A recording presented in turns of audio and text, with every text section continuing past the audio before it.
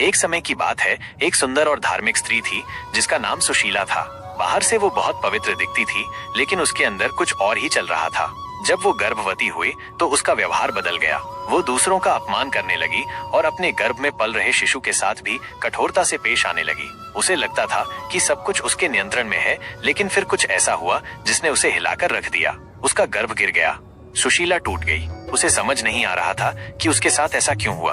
उसने भगवान की शरण ली और पश्चाताप किया। भगवान विष्णु ने उसे बताया कि गर्भ केवल एक शरीर नहीं है, बल्कि एक आत्मा का वाहन है। जैसे आत्मा पवित्र है, वैसे ही गर्भ की रक्षा भी पवित्रता से ही होती है। भगवान विष्णु ने गरुड़ जी को बताया कि एक स्त्री को गर्भावस्था में क्या नहीं करना चाहिए।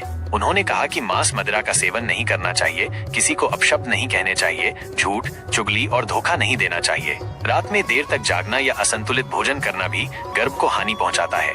भगवान विष्णु ने ये भी बताया कि गर्भवती स्त्री को धार्मिक ग्रंथों का पाठ करना चाहिए, भजन सुनना चाहिए और हर रोज श्री हरि का स्मरण करना चाहिए। उन्होंने कहा कि जो स्त्री गर्भ में पल रहे शिशु के प्रति प्रेम रखती है और सात्विक गुणों को अपनाती है, वो एक तेजस्वी संतान को जन्म देती है। लेकिन कहानी में एक और मोड़ था। कभी कभी स्त्री इस जन्म में सभी नियमों का पालन करती है, फिर भी गर्भ गिर जाता है। ऐसे में हमें पूर्व जन्म के कर्मों को समझना होगा। गरुड़ पुराण कहता है कि यदि किसी स्त्री ने पूर्व जन्म में स्त्री जाति का अपमान किया हो, किसी गर्भवती स्त्री को कष्ट दिया हो या शिशु की हत्या की हो, तो उसे अगले जन्म में मातृत्व सुख से वंचित होना पड़ सकता है।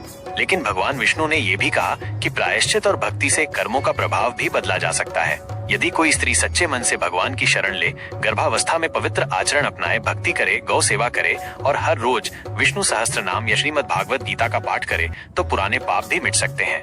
ये कहानी हमें सिखाती है कि गर्भ को ईश्वर का दिया हुआ वरदान मानकर उसका सम्मान करना चाहिए। तभी वो संतान इस संसार में भगवान के गुणों को लेकर जन्म लेगी।